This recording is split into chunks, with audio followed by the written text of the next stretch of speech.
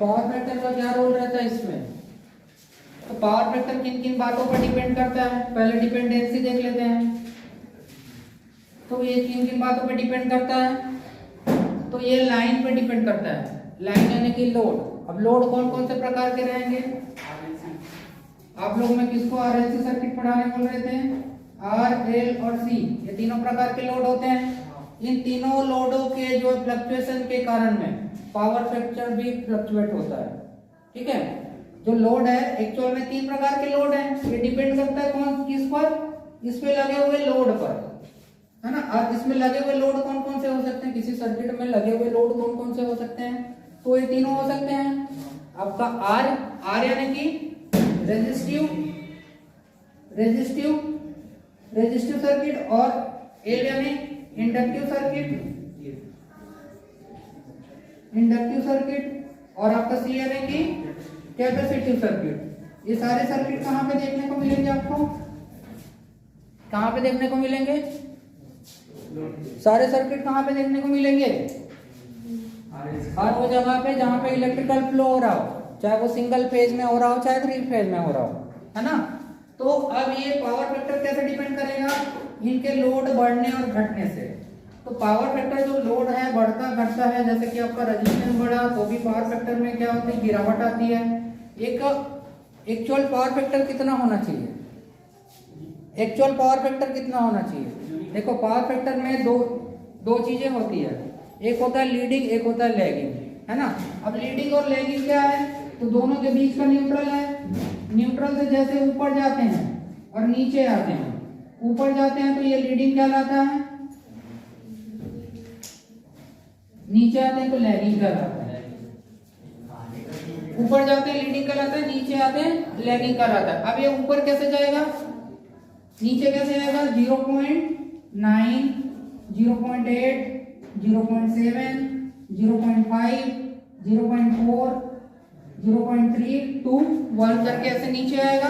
जितना ये नीचे जाते जाएगा, ये जितना बिलो जाते जाएगा सर्किट से, है ना, पावर फैक्टर, ये आपका पावर फैक्टर है, इस पावर फैक्टर से आपका जब नीचे आते जाएगा तो उस कंडीशन में क्या बढ़ते जाएगी? इसमें लॉसेस बढ़ते जाएंगे।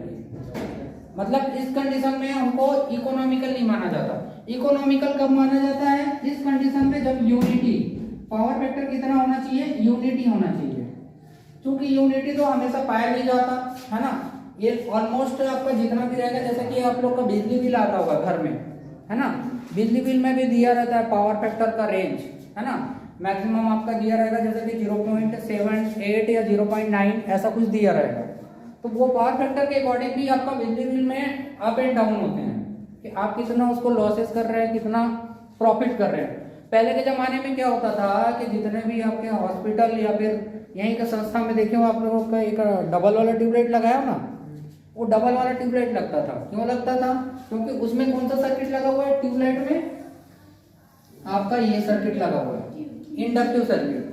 तो इस इंडक्टिव सर्किट के कारण क्या होता है? पावर फैक्टर में काफी फ्लक्चुएशन आते हैं और डाउन होता है, लेगिंग कंडीशन में आता है ना। लेगिंग कंडीशन में आने के कारण क्या होता है? काफी ज्यादा जो है लॉसेस होता है। उस लॉसेस को कम करने के लिए, है ना, पावर फैक्टर हो रहा है, पावर फैक्टर का लॉसेस हो रहा है, तो इस पावर फैक्टर के इंप्रूवमेंट के लिए सिस्टम होता है। तो पावर फैक्टर का इंप्रूवमेंट किससे किया जाता है? ये 1 इधर में 0.1, 0.2 ये माइनस में जाएगा, इधर ये प्लस में जाएगा। ठीक है। अब पावर फैक्टर का इंप्रूवमेंट का जो प्रोसेस है उसमें क्या बोलते हैं कि पावर फैक्टर को जब इंप्रूव करना है तो उसके लिए अगर छोटा सर्किट है, छोटा सर्किट यानी कि किसी छोटे जगह पे, किसी छोटे संस्था पे, जितना छोटा छोटा, तो उस कंडीशन में क्या करते हैं अपन? इस पावर फैक्टर को इंप्रूव करने के लिए कैपेसिटर लगाते हैं। तो पहले जो लाइट होते थे आपके ट्यूबलाइट वगैरह, तो 2 ट्यूबलाइट के बीच में एक जैसे अभी निकालोगे तो उसमें भी लगा रहा होगा, कैपेसिटर लगा रहता है। तो पहले जितने भी आपके हॉस्पिटल हो गए या जितने भी आपके गवर्नमेंट संस्थाएं होती थी या जो भी संस्था, उसको मस्ट किया जाता था कि आपको पावर फैक्टर इंप्रूव करके रखना है। तो पावर फैक्टर के इंप्रूवमाइजेशन के लिए क्या करते हैं? उसमें कैपेसिटर लगाते हैं। ये कहाँ की बात हुई? छोटे संस्था की। लेकिन अब छोटे संस्था यानी कि आपका क्या रह गई? ये कैपेसिटर अभी कितना देखे हो आप लोग? इतना छोटा, उसके बाद में इतना बड़ा, उससे बड़ा देखे हो क्या? नहीं देखे हो। उससे बड़ा में और आता है, इतना बड़ा और बड़ा होता है और बड़ा होता है, बहुत बड़े बड़े साइजों में आते हैं। ठीक है, ड्रम के आकार के साइजों में आते हैं। तो वो जितना लेवल बढ़ते जाएगा, है ना। जैसे पंखा है, अब पंखे में तुम ड्रम का साइज थोड़ी टांग दोगे, जरूरी नहीं है। ट्यूबलाइट है, ट्यूबलाइट में थोड़ी ड्रम का साइज टांग दोगे। जहां जितना जैसा रिक्वायरमेंट है उसके अकॉर्डिंग वहां पे क्या करते हैं, कैपेसिटर।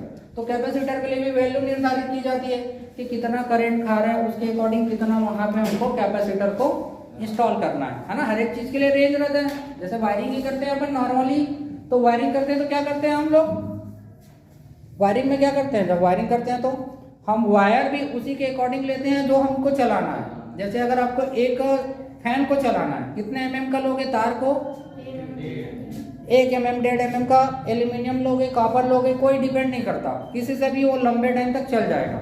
लेकिन अगर उसी को उस पंखे की जगह पे एसी चलाना है बोल दे तो सेम तार से यूज कर सकते हो, नहीं कर सकते।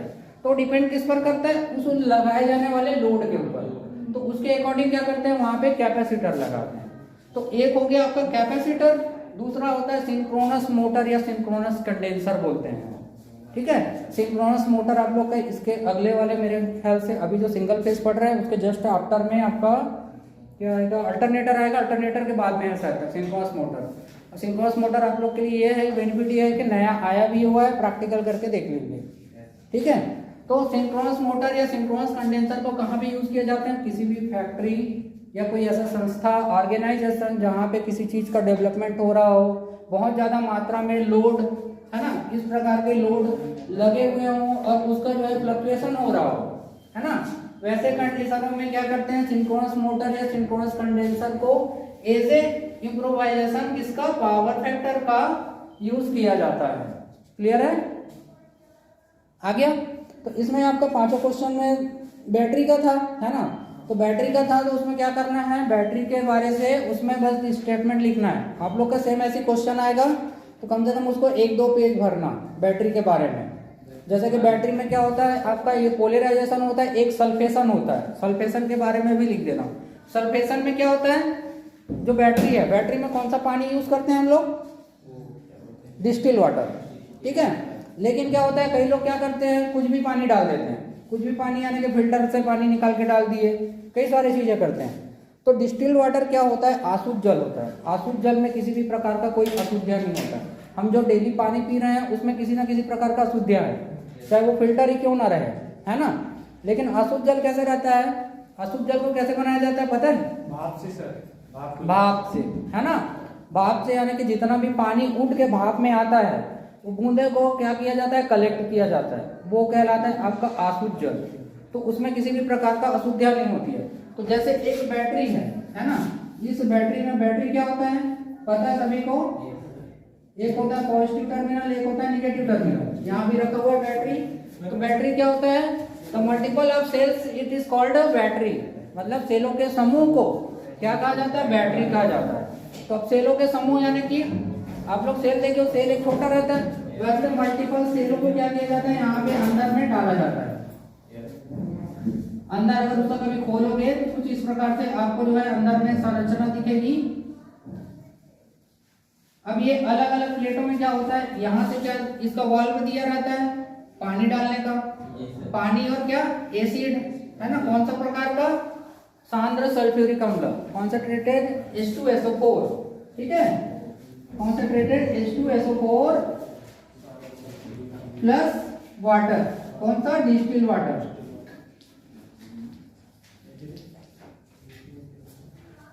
डिस्टिल वाटर, तो दोनों का कॉम्बिनेशन करके क्या करते हैं, इसमें डालते हैं। तो मान लीजिए क्या होता है, हम तो एसिड एक ही बार डालते हैं, उसके बाद में हम क्या करते हैं, खाली डिस्टिल वाटर ही रोटेट करते हैं। जैसे उसका लेवल डाउन होता है हम क्या करते हैं, डिस्टिल वाटर डालते हैं।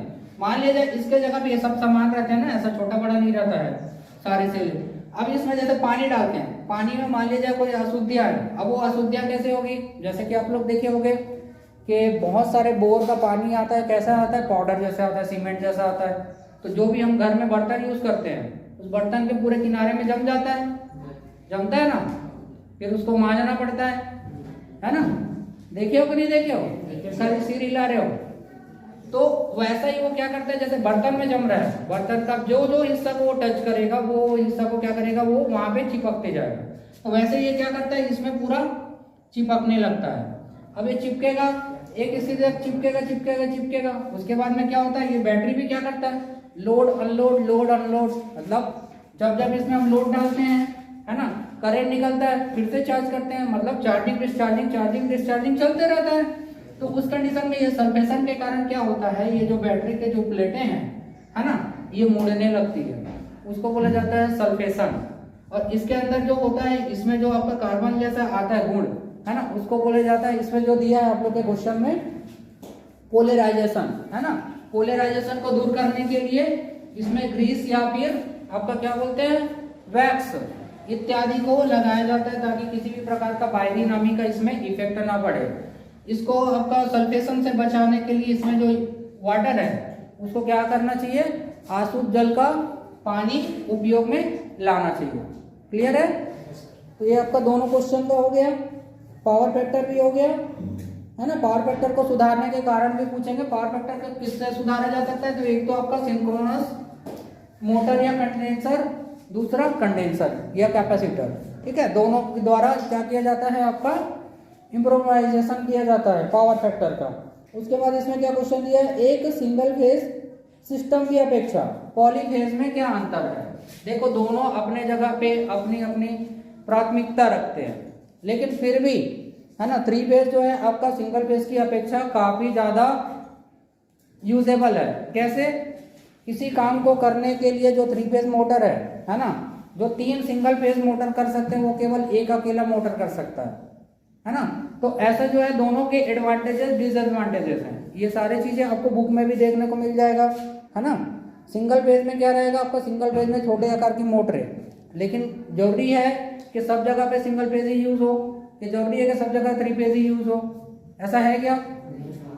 आपके घर में अगर थ्री फेज का रिक्वायरमेंट नहीं है, आप जबरदस्ती थ्री फेज लगाओगे क्या, नहीं लगाओगे। उससे क्या होगा, आपका नुकसान होगा। क्या नुकसान होगा, पावर का, ठीक है। लेकिन अगर आप कोई बड़ी संस्था चलाते हो जहाँ पे आपको रिक्वायर्ड है कि थ्री फेज मोटर चलाना ही है, तो वहाँ पे आप ऐसा तो नहीं सोच सकते कि मैं एक थ्री फेज मोटर की जगह पे मैं 3 मोटर लगा लेता हूँ, है ना। उसमें क्या करोगे, एक सिंगल मोटर लोगे, जैसे कि 3 अगर सिंगल फेज के मोटर लेते हो, उसके अलावा आप एक थ्री फेज का मोटर लेते हो, है ना, तो वो क्या रहेगा, उसमें कॉस्ट में कम रहेगा, जगह कम घेरेगा, कंस्ट्रक्शन कम आएगा, है ना। तो ऐसा करके वो बहुत सारी चीज, मेंटेनेंस कम आएगा, ऐसा करके बहुत सारे जो आपके फायदे हैं वो दे सकता है ना। तो यही सारी चीजें लिखना है।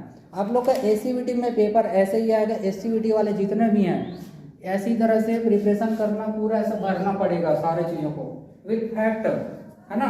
कहीं से कैसे भी ला के फैक्ट जोड़ के उसको भरना पड़ेगा, तभी पास हो पाओगे, अदरवाइज नहीं हो पाओगे, ठीक है। इसके अलावा और कोई, अब आते हैं अपने टॉपिक पे, है ना। हम लोग का टॉपिक कौन सा चल रहा था, single phase motor. Single phase motor में कहाँ तक देखे थे हम लोग, इसको मिटा दो, कोई नोट कर रहे हो गया ना। सिंगल फेज मोटर में कल कौन सा मोटर देखे थे, shaded pole motor. Shaded pole motor में ऐसा क्या चीज था जिसके कारण उसका नाम शेडेड पोल मोटर पड़ा, क्या था,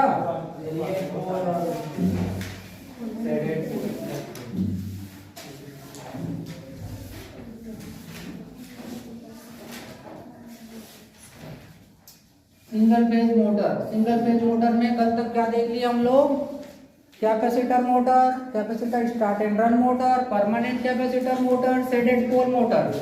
अगला मोटर देखते हैं हम लोग, रिपल्सन मोटर। रिपल्सन मोटर, ठीक है।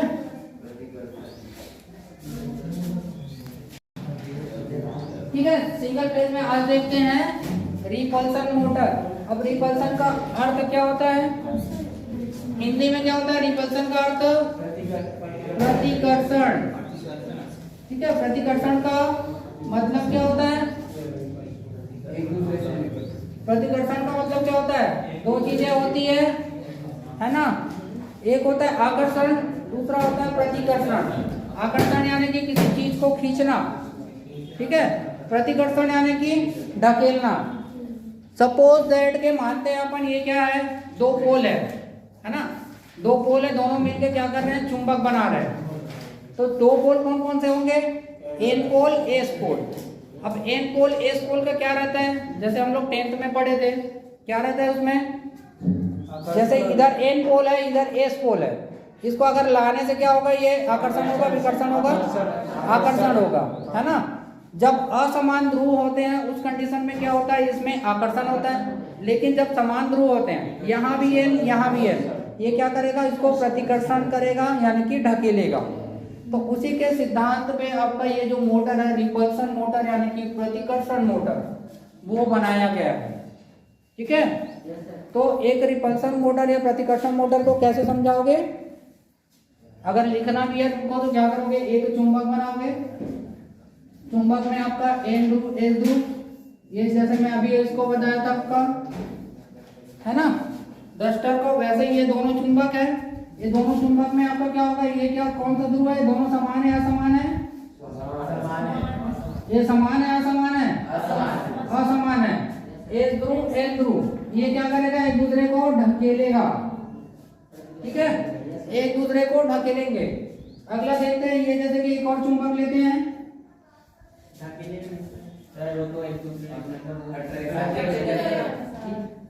एक और देखते हैं, एन हो गया एस हो गया एन हो गया, आपका एस हो गया एन हो गया।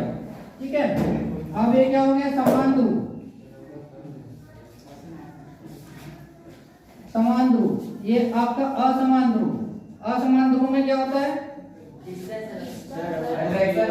क्या, ठीक है, असमान ध्रुव में क्या होगा, ये खींचेगा और क्या होगा, आगे ये जुड़ जाएगा, है ना, जैसे चुंबक चिपका लेता है, चुंबक को जब करते हैं तो चुंबक कभी चिपका लेते हैं ना, जब असमान ध्रुव मिलता है तो, और जब समान ध्रुव होता है तो एक दूसरे को ढकेलते हैं। मतलब ये अपने पास आने ही नहीं देगा, चाहे कितना भी कर लो, कितना भी कर लो, वो साथ में रहने ही नहीं देगा, है ना। मतलब एक ऐसा है कि मतलब इसके साथ में रहना ही नहीं है उसको, इसी को जस्ट ऐसे पलटोगे वो तुरंत खींचना चालू करेगा, है ना। तो ये आपका इसी के फैक्टर पे आपका जो ये मोटर है, मोटर डिजाइन किया गया है। तो इसमें क्या फैक्टर ले रहा है, इसमें समान ध्रुव को। अब ये समान ध्रुव को लेगा तो क्या होगा, अब इसको जैसे कि इसको अब एक पोल के फॉर्म में लेते हैं, मोटर क्या होता है, रोटेशनल फॉर्म में होता है, और रोटेशनल फॉर्म में होगा तो कैसे रहेगा, ये आपका मोटर है, किसको नहीं ला रहे हैं। तो अब इसमें क्या रहेगा, आपका पोल मान लिया जाए 4 पोल का लेते हैं, ये आपके 4 पोल का पोल हर एक के समान में है, तो ये एन एन, तो अब क्या करेगा, ये इधर ढकेलेगा, ये इधर ढकेलेगा, ये इधर ढकेलेगा और ये इधर ढकेलेगा। तो इस कंडीशन में यहाँ पे जो भी चीज रहेगा, तो यहाँ पे क्या रहेगा आपका रोटर। अब वो रोटर क्या करेगा, इस दिशा में ऐसे रोटेट करने लगेगा। तो इसमें जो ये फंक्शन हो रहा है, इसका अगर वर्किंग प्रिंसिपल भी आपको समझाना है, तो इसका वर्किंग प्रिंसिपल क्या है कि इन पोलों के समक्ष में या सामने में सेम पोल रख दिया जाता है, जिसके कारण उसमें कौन सा बल आता है, कौन सा बल आता है, प्रतिकर्षण बल आता है। और उसी प्रतिकर्षण बल के कारण ये जो है आपका मूवमेंट करता है। ठीक है, इसका जो रोटर है उसी प्रतिकर्षण बल के कारण मूवमेंट करता है और ये मोटर जो है चालू हो पाता है।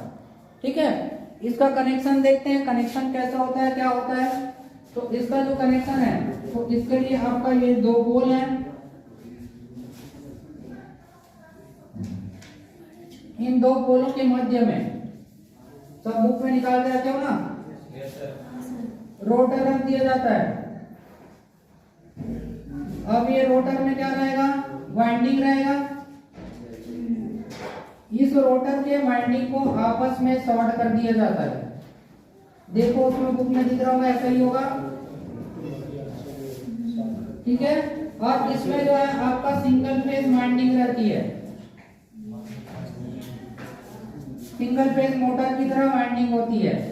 इसका अगर एक्सप्लेनेशन देखना है तो इसका एक्सप्लेनेशन जो होता है आपका निगेटिव, पॉजिटिव निगेटिव हो गया। ये जो मोटर है, मोटर का अगर कंस्ट्रक्शन की बात करें, कंस्ट्रक्शन यानी कि बनावट, तो इसका जो कंस्ट्रक्शन है दो मोटरों की भांति होती है। दो मोटर यानी कि आपका कौन कौन से मोटर से, एक आपका एसी और दूसरा डीसी। तो दोनों का कंपेबिलिटी रहता है यानी कि दोनों का मिश्रण रहता है। तो दोनों के मिश्रण में क्या रहेगा, एसी कौन सा रहेगा, इसमें जो इसका आपका स्टेटर जो वाइंडिंग है ये वाला है ना, इसको फील्ड वाइंडिंग बोलते हैं, इसको बोलते हैं फील्ड वाइंडिंग। तो इसका जो कंस्ट्रक्शन में अगर लिखेंगे तो कंस्ट्रक्शन में क्या रहेगा, इस प्रकार के मोटर का यानी कि कौन से प्रकार का, रिपल्सन प्रकार के मोटर का आपका जो वाइंडिंग है, कौन सा वाइंडिंग, स्टेटर वाइंडिंग। कंस्ट्रक्शन में देखेंगे तो दो चीजें और दिखेंगी, कौन सा, एक स्टेटर एक रोटर। स्टेटर वाला भाग आपका ये, ठीक है, जैसे सामान्य मोटरों में होती है वैसे इसमें भी आपका कौन कौन सी चीजें रहेंगी, एक स्टेटर रहेगा दूसरा रोटर रहेगा। कंस्ट्रक्शन में इसके जो स्टेटर है, कौन बात कर रहा है उधर, अभी पूछूंगा सब, अभी आवा टाइट हो जाएगा। जब बोलते रहता हूँ कम से कम सुना करो उस टाइम में। तो आपका जो स्टेटर है, स्टेटर में क्या करते हैं, नॉर्मल सिंगल फेज मोटर की तरह सिंगल फेज वाइंडिंग की जाती है, जो किसमें होती है, एसी। यहाँ पे जो सप्लाई देते हैं वो एसी सप्लाई देते हैं। एसी सप्लाई कौन सा, सिंगल फेज है ना। अभी हम लोग पढ़ ही रहे हैं सिंगल फेज मोटर। तो सिंगल फेज मोटर में सिंगल फेज सप्लाई देंगे, इसमें कौन सा प्रकार का फील्ड उत्पन्न होगा, मैग्नेटिक फील्ड उत्पन्न होगा, ठीक है। अब इसके मध्य में जो रखा हुआ है ये रोटर, इस रोटर का जो कंस्ट्रक्शन होता है, इस रोटर का कंस्ट्रक्शन होता है आपके डीसी की तरह। इसीलिए ये मोटर का जो कंस्ट्रक्शन है आपका एसी और डीसी दोनों का मिश्रण है, ठीक है। एसी में आपका स्टेटर, डीसी में आपका रोटर। अब डीसी में क्या हुआ है, यहाँ पे वाइंडिंग की गई है, ये वाइंडिंग की गई है। इस वाइंडिंग को एक यहाँ से कार्बन ब्रश से निकाल दिए, एक यहाँ से निकाल दिए, मतलब एक हो गया आपका पॉजिटिव सिरा, एक हो गया निगेटिव सिरा, दोनों को क्या कर दिए, शॉर्ट कर दिए, ठीक है, दोनों को शॉर्ट कर दिए।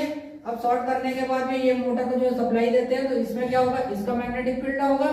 अब इसमें भी वही अंतर हो गया, जैसे हम क्या कर रहे थे, कल पढ़ रहे थे, तो कल पढ़ रहे थे तो उसमें क्या था, दो वाइंडिंग करते हैं, दोनों वाइंडिंग के बीच में क्या अंतर रहता है, या तो टर्नों का अंतर रहेगा, है ना, या फिर इसके लंबाई चौड़ाई या मोटाई पे अंतर रहेगा।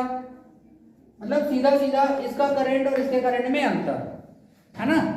तो इसका और इसके करंट में अंतर के कारण क्या होगा, यहाँ पे करंट फ्लो होगा और यह क्या करेगा, मूवमेंट करेगा किस दिशा में, उस दिशा में जिस दिशा में ये जो है आपका ये मैग्नेटिक फ्लक्स बनाएगा। अब ये मैग्नेटिक फ्लक्स या इसका रोटेशन बदलने का विधि क्या है, तो इस प्रकार के मोटर में, जैसे सेडेड पोल मोटर में क्या था, उसको रोटेशन बदलने के लिए,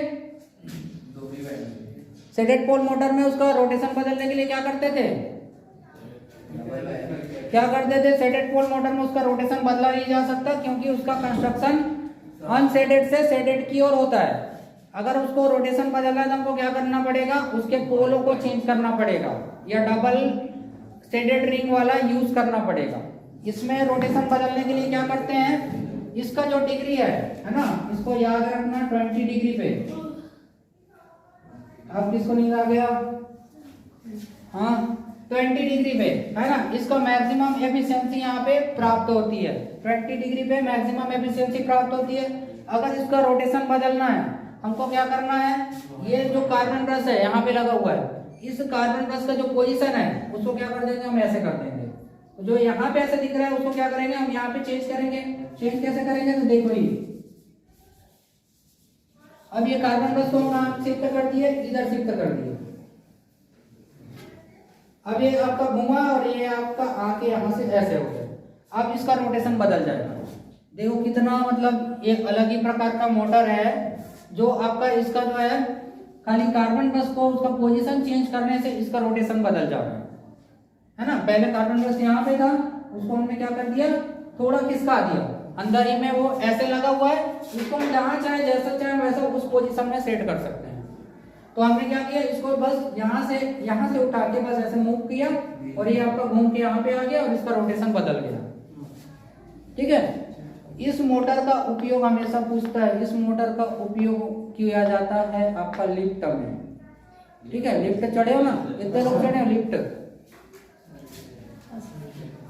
ऐसा एक दो लोग को छोड़ के बाकी सब चढ़ लिए, बाकी लोग लिफ्ट क्या होता है वो भी नहीं जानते हो क्या? हाँ, इतना सारा यहाँ पे मॉल है, कोई जाते नहीं हो क्या? ठीक है, ये आ गया समझ में, आ गया समझ में। रिपल्सन मोटर, रिपल्सन मोटर में इसके 3 प्रकार हैं। 3 प्रकार में आपका पहला प्रकार आता है, पहला प्रकार कौन सा प्रकार? Plain repulsion motor. ये आपका प्लेन रिपल्सन मोटर का हो गया। दूसरा repulsion induction motor, repulsion induction motor.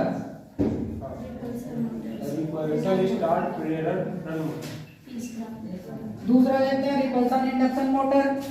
ये बना लिए, बनाओगे, बुक में दिया हुआ है ना, इसमें बनाओगे। चलो ठीक है।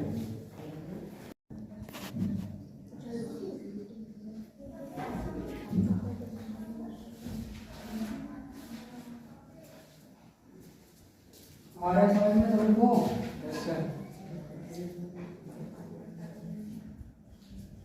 देखो थोड़ा थोड़ा क्यों समझ आ रहा है? खड़े होकर क्यों नहीं पूछता है? हाँ,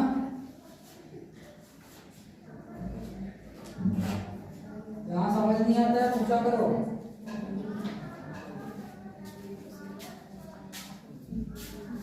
ये ज्यादा समझिए लग रहा है। हाँ, एक दिन तेरा डेमो कराएंगे। हाँ, लिफ्ट में चढ़ जाएगी, लिफ्ट नहीं चढ़ जाएगी। कहाँ रहती है? घर में सभी रहते हैं, है ना, घर में सभी रहते हैं, बाकी लोग एलियन थोड़ी हैं।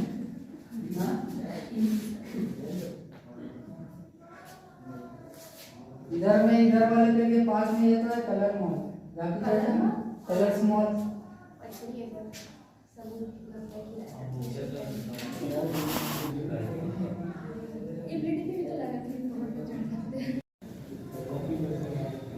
चलो टाइप में आते हैं। पहला तो आपको बता दिया ये ऐसा होता है।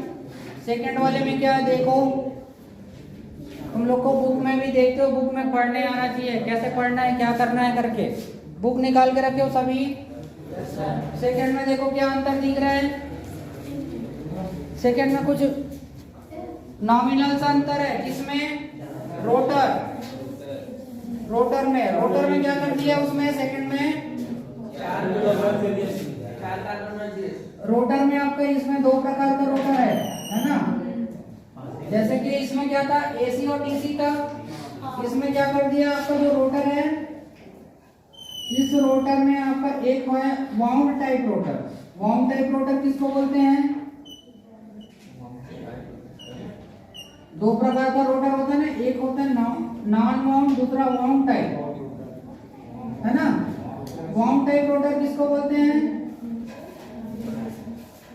वाउंड टाइप रोटर किसको बोलते हैं? बोलो। अरे जिसमें वाइंडिंग रहती है उसको वाउंड टाइप रोटर बोलते हैं, और जिसमें वाइंडिंग नहीं रहती है नॉन वाउंड। एक आपके किसी रोटर में कैसे कंस्ट्रक्शन किया गया है, एक को किया गया है आपका वाउंड टाइप, यानी कि इसमें क्या है, आपका ऊपरी वाला जो हिस्सा है इसमें आपका वाइंडिंग किया गया है। अगेन इसमें क्या रहेगा, यहाँ पे कार्बन ब्रश, अगेन यहाँ पे कार्बन ब्रश, और ये कार्बन ब्रश को क्या कर दिए, शॉर्ट कर दिए। कार्बन ब्रश को यहाँ पे ऐसे शॉर्ट कर दिए। अब ये हो गया वाउंड टाइप। अंदर में क्या रहेगा आपका, जैसे कि एक नॉन वाउंड टाइप का रोटर कहाँ पे देखने को मिलता है? एग्जांपल बताओ। हाँ सही बोल रहा हूँ, कौन बोला? करंट। इसमें क्या रहेगा, बीच वाला जो एक और रोटर का जो अंदरूनी वाला भाग रहेगा उसमें जो ये रोटर रहेगा, ये रहेगा आपका स्क्वायरल केज। स्क्वायरल केज में कैसे रहता है, इसमें किसी प्रकार का वाइंडिंग नहीं रहता। वाइंडिंग के जगह पे हम क्या करते हैं, क्या यूज करते हैं, बार कंडक्टर का यूज करते हैं, है ना। बार बार यानी कि बियर बार दारू बार नहीं है ना, बार यानी कि छाड़, कुछ का कुछ सुनते हो, ठीक है। तो इसमें क्या करते हैं, ये ऐसा एक और ये प्लेट, दोनों में क्या करते हैं आपके इस प्रकार के बहुत सारे मल्टीपल बार्स को, बार को इसमें क्या किया जाता है, ऐसे इस प्रकार से लगा दिया जाता है। तो ये आपका जो होल होल दिखाया हूँ वो ये होल है आपका, ठीक है। उसमें जो होल होल दिखाया हूँ ये सारे होल्स हैं आपके। आप लोग डायग्राम अच्छे से बनाना है ना, मेरे से भी ज्यादा अच्छा दिखना चाहिए क्योंकि तुमको पढ़ना है उसको, क्लियर है। तो ये ऐसा ड्रम टाइप से दिखता है, उसमें आपके बार कंडक्टर का यूज करते हैं, वही वाला आपका बार का ये जो होल होल है, ये वाला गोलाई को उठा के मैं यहाँ पे लगाया हूँ, ठीक है। तो आपका सेकंड टाइप का जो मोटर दिया हुआ है रिपल्सन, आपका प्रतिकर्षण मोटर में रिपल्सन स्टार्ट इंडक्शन मोटर। तो रिपल्सन स्टार्ट इंडक्शन मोटर में क्या किया गया है, वाइंडिंग तो सेम रहेगा, इसमें क्या कर दिया, रोटर में जो है चेंजेस कर दिया गया। अब रोटर में कैसे चेंजेस कर दिया, एक को कर दिया आपका वाउंड टाइप रोटर, है ना, इसी में लिख देता हूं मैं यहाँ पे। एक है आपका जो ऊपर रोटर का ऊपरी वाला हिस्सा, इसको बोलते हैं wound type rotor, wound type, जिसमें क्या किया गया है, वाइंडिंग किया गया है। दूसरा है आपका ये इनर वाला पोर्शन, ये इनर वाला पोर्शन जो है नॉन वाउंड टाइप रोटर है।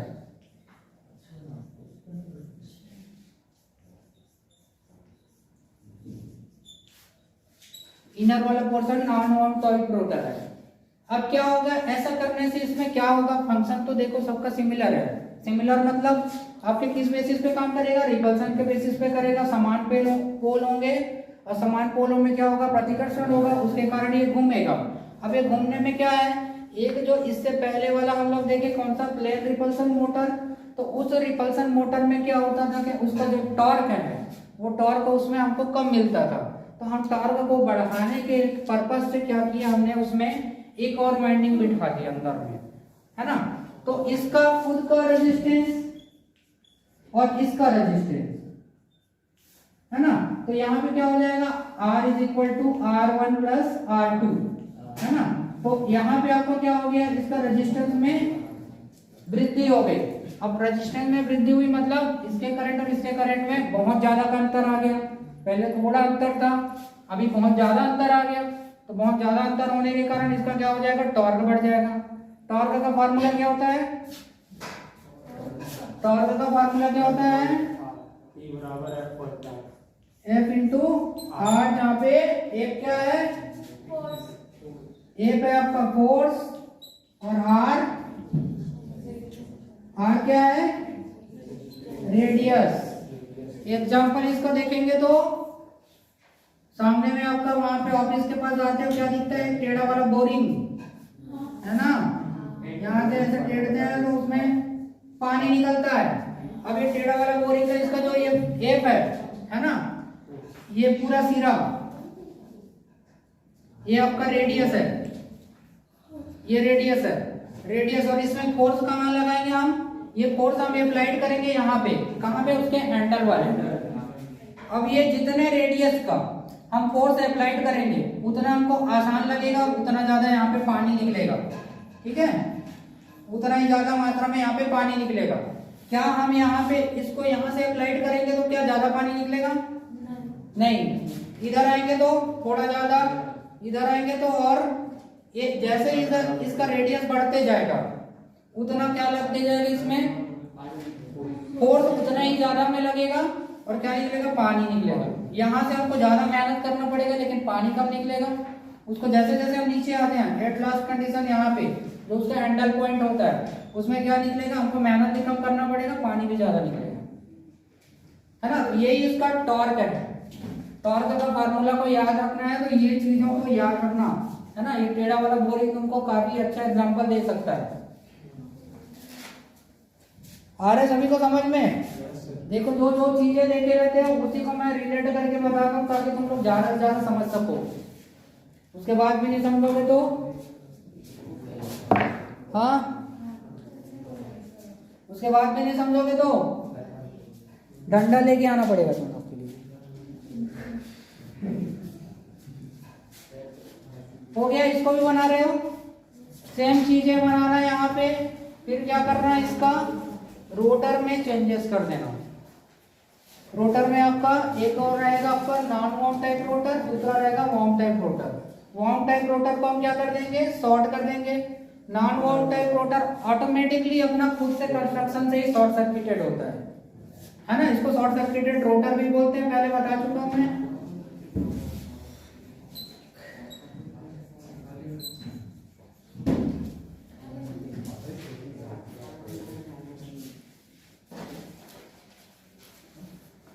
हेमराज आ रहा है समझ में? हाँ कैसे रे?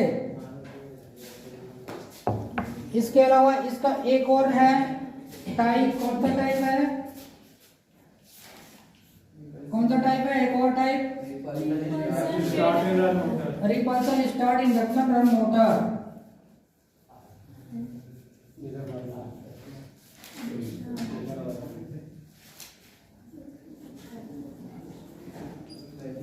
Induction run motor, repulsion start induction run motor.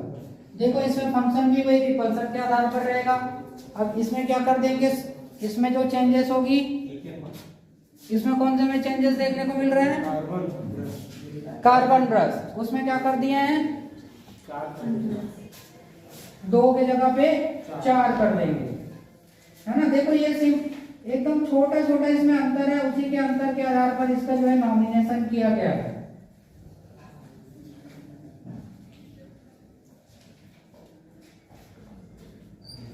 ये यहाँ से इसको शॉर्ट कर दिए, एक यहाँ पे रख लिए,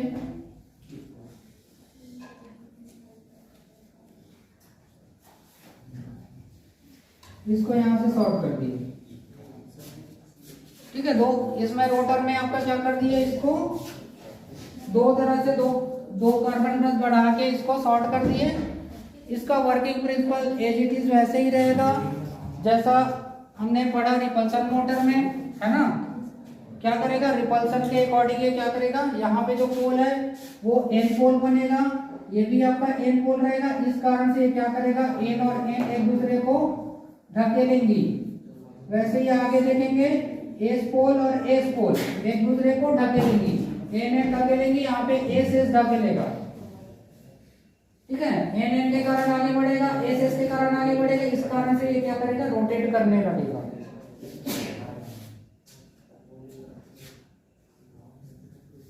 क्लियर है, तीनों मोटर समझ में आ गया, तीनों टाइप समझ में आ गया सभी को। क्वेश्चन में कभी आ सकता है, क्वेश्चन क्या क्या दे सकता है, सिंगल फेज मोटर में कौन से प्रकार का मोटर सिंगल फेज मोटर है, repulsion motor, 3 phase induction motor, ऐसा करके कुछ भी ऑप्शन दे सकता है, उसमें भी फाइंड आउट करने आना चाहिए। रिपल्सन मोटर का और पूछ सकता है, इसमें ये किस सिद्धांत पे काम करता है, कौन से सिद्धांत पे काम करता है, आपका रिपल्सन के सिद्धांत पे, प्रतिकर्षण के सिद्धांत पे काम करता है। इसके कितने प्रकार हैं, इसके 3 प्रकार हैं, plain repulsion motor, repulsion start induction motor, repulsion start induction and run motor, ठीक है। इस प्रकार से इसके 3 जो है आपके टाइप है। इसके अलावा इसके यूज के बारे में या एप्लीकेशन के बारे में पूछेगा तो यूज या एप्लीकेशन इसका कहाँ पे किया जाता है, लिफ्ट में, है ना। एप्लीकेशन में इसका यूज है आपका लिफ्ट।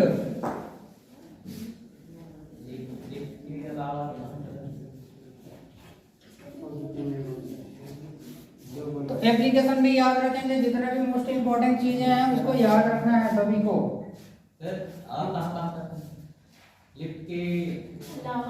लिफ्ट के अलावा ऐसे जगह पे जहां पे मैक्सिमम टॉर्क की आवश्यकता होती है, एकाएक टॉर्क की आवश्यकता, मतलब जहां पे लोड कभी भी बढ़ सकते हैं घट सकते हैं, है ना।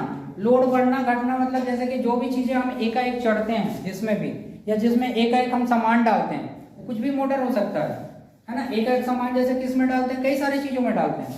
सिंगल फेज का अगर बात किया जाए तो कितने भी चीजें हैं, किसी में सामान डाल रहे हैं, किसी में और कुछ चीज डाल रहे हैं, जैसे ट्रांसफर करना है एक जगह से दूसरे जगह, तो कभी ऐसा होता है कि हम कुछ सामान डालते हैं, कभी ऐसा होता है कि मैक्सिमम डालते हैं।